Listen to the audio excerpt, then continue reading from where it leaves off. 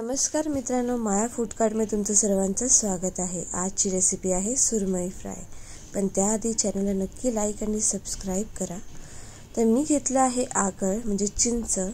काहींना माहीत नाही की चिंचेचं आगळ कसं करतात, त्यामुळे त्या माझ्या मैत्रिणींसाठी मी करून दाखवलेलं आहे।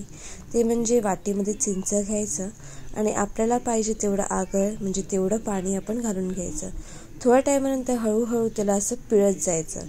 पिळल्यावर असा बरा मस्त घट्ट असा आगळ तयार होतो। हा पिळलेला चिंच आपण पुढे पण वापरू शकतो। तर नेक्स्ट मी काय केलेलं आहे ते म्हणजे मच्छींना माझ्या धुवून घेतलेलं आहे। मी कट वगैरे केलेले आहेत, ते चांगलं साफ वगैरे केलं, धुवून वगैरे घेतलं। तुम्ही बघू शकता की किती फ्रेश आहेत ते।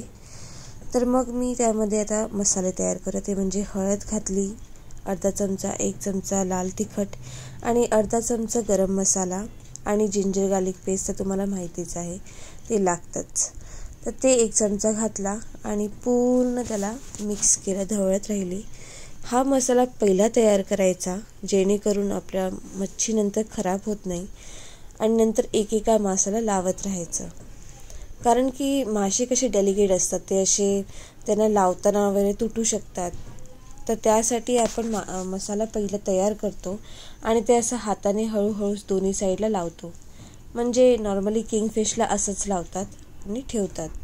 तर तुम्ही बघू शकता की कसं ते चांगलं त्याला असं आता त्याला फक्त 10 ते 15 मिनटं ठेवावे लागणार, त्यामध्ये ते पूर्ण टेस्ट लागेल मसाल्यांचा।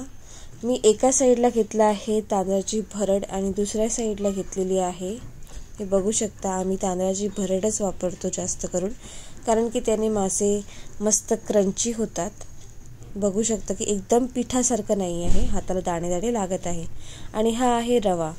मी तुम्हाला दोघांमध्ये फ्राय करून दाखवणार आहे आणि दोघांचं फक्त विजिबिलिटीमध्ये डिफरन्स असणार आहे, म्हणजे दिसण्यात डिफरन्स असणार आहे, पण लागतात दोन्ही एकदम क्रंचीच। तर मी पॅन घेतलं, त्यामध्ये तेल घालून घेतलं, जास्त नाही, कारण की मासे नेहमी शॅलो फ्राय करतात। शॅलो फ्राय केल्याने जास्त तेल ओढत नाही आणि मस्त क्रंची होतात। तर मी पहिला भरडीतला मासा घातलेला आहे भरडमध्ये डीप करून, आणि दुसरा मी घातलेला आहे रव्यामध्ये डीप केलेला। तर नेक्स्ट मी तुम्हाला हे पण दाखवणार आहे व्हिडिओमध्ये की कसं त्यांचं क्रंचीनेस असतं, म्हणजे काटा लावून कसं ते एकदम असं त्यांचं कवरही सुटत नाही की आणि ते मस्तच फ्राय झालेले असतात आणि एकदम क्रंची लागतात। तर आपण पॅनमध्ये सगळे मासे घातलेले आहेत, तुम्ही पाहू शकता। जास्त तेलही वापरलेलं नाही आहे, थोडंसं त्या साईडला तेल लागलं नव्हतं म्हणून मी थोडंसं घातलं, कारण की नाही तर ते सुकेच लागतील शापच।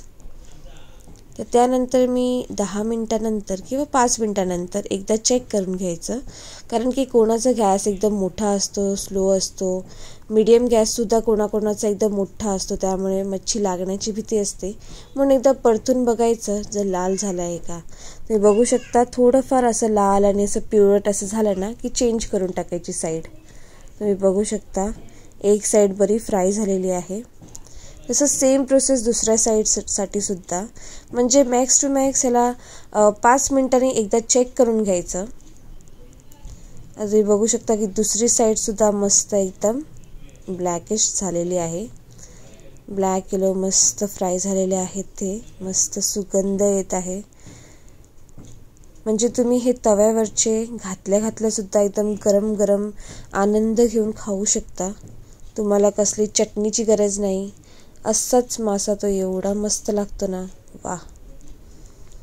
तर आता मच्छी रेडी झालेली आहे फ्राय होऊन। तर आपण पुन्हा त्याचं टेस्टिंग करूया। आता तुम्हाला मी दाखवते की किती मस्त क्रंची झालेले आहेत बघा। मी काटा फिरवते तरी पण त्याचं वरचं हे निघत नाही आहे, यावरती व्हाईट दिसतं आहे, कारण की ती भरडीचं आहे। सो भरड आणि रवा या दोघांमध्ये विजिबिलिटीचा डिफरन्स आहे। सो नक्की लाईक आणि शेअर करा माझ्या चॅनलला।